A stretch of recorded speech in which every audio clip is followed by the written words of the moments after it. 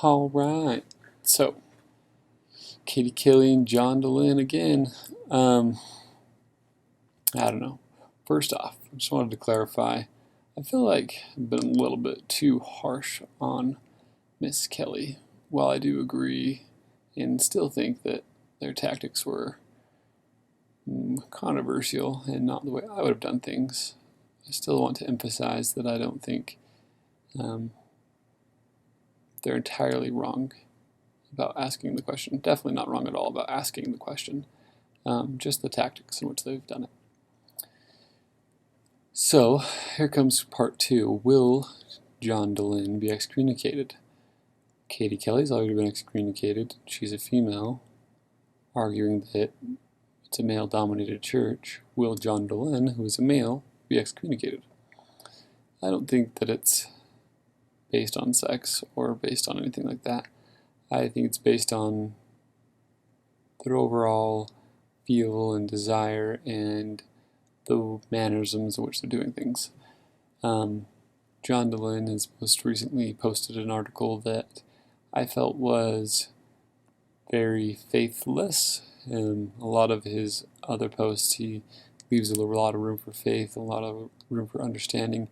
His most recent article regarding being called to his disciplinary council, I felt that it wasn't lying, but it was painted in a very faithless light, which was interesting.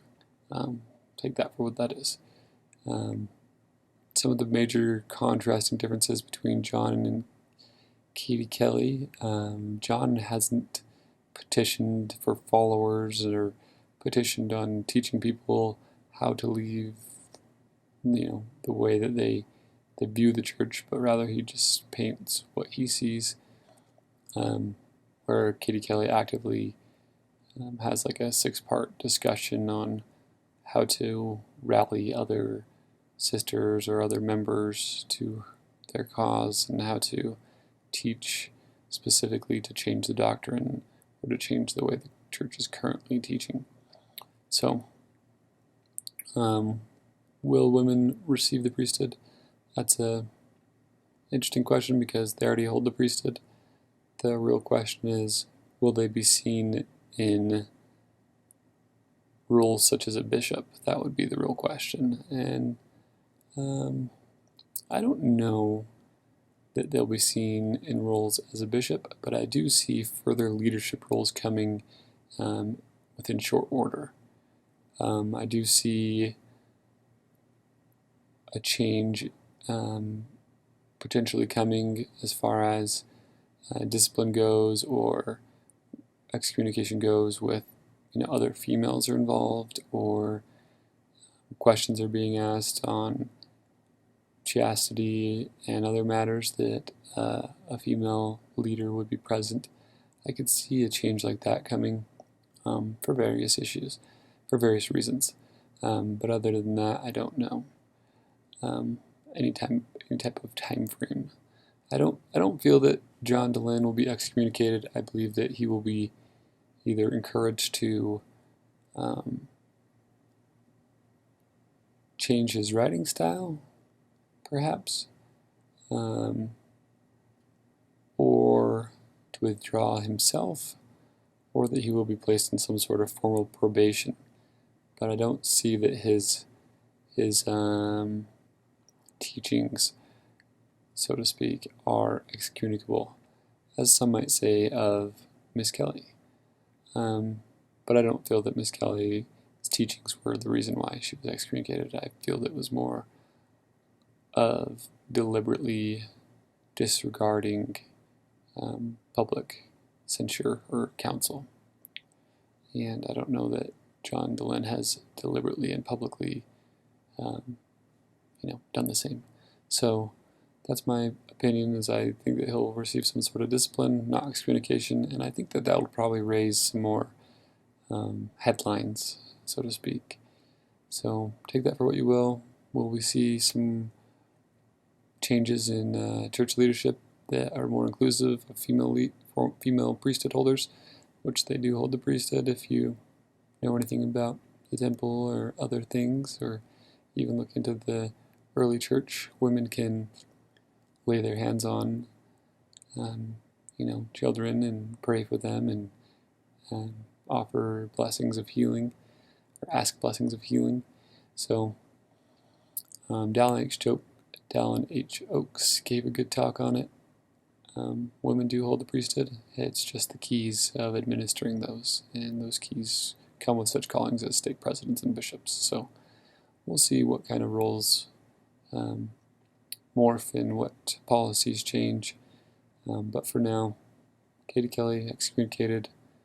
I feel for her deeply and want her to continue to be in full fellowship and to continue to ask her questions, and hopefully in a more constructive way. And John Dehlin to hopefully find his faith and restore his faith in some of the key doctrines of the church, some of the faith claims, the truth claims, as he puts it. And for yourself, just want you to keep reading, keep praying, ask God for guidance. He'll direct you to truth. And remember, you won't love it unless you live it. All right. So today I spent a couple hours down at the LDS bakery. The LDS Church has a full-fledged bakery where they bake a few thousand loaves of bread a day, and they just give it away to different people. They partner with the Red Cross, they partner with different churches around the world to do different things, but these loaves of bread specifically went to the western United States, obviously feasibly the states that are immediately around Utah. But it was pretty cool to see. They made close to 800,000 loaves of bread last year, I believe is what he said, and that was pretty incredible. So as I was there, I also noticed that they make jelly, butter, peanut butter, roasted bread, white and wheat, and it's all made by the church owns. Orange farms, cattle farms, all sorts of different types of farms, and it's really cool. Inside of a bishop storehouse, the bishop gives you an order to get food. Basically, you just go shopping and it's all for free. So the aid is given to people who need it, people who don't have money to pay for their groceries, and they're given the means to get some food at one of these church-owned stores. It's all made on church-owned property, made by volunteers, or some of them are paid workers. Even at this location, there was a number of homeless people that were volunteers. There was a Muslim gentleman who came to volunteer because he was being offered some assistance from the church, and so they asked him to come down and volunteer some time. But yeah, it was really cool. It was a really neat opportunity to be there and just to see how bread was packed and sliced. That was really fun. So church does a lot of good. I enjoy it. I love the church, and I hope that the more you come to know it and learn about it, the more you love it as well. Enjoy. Just got done making like 1,000 loaves of bread.